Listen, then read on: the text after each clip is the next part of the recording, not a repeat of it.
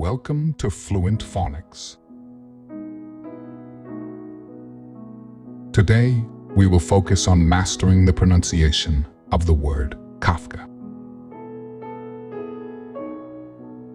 Kafka. Kafka. Kafka.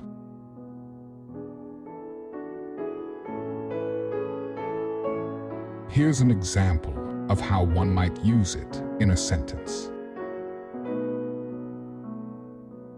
The novel The Metamorphosis by Kafka is considered a seminal work of surrealism.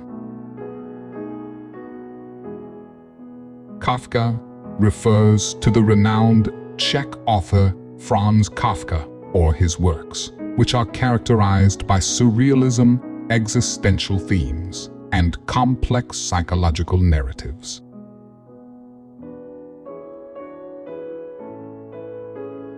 Thank you for your time.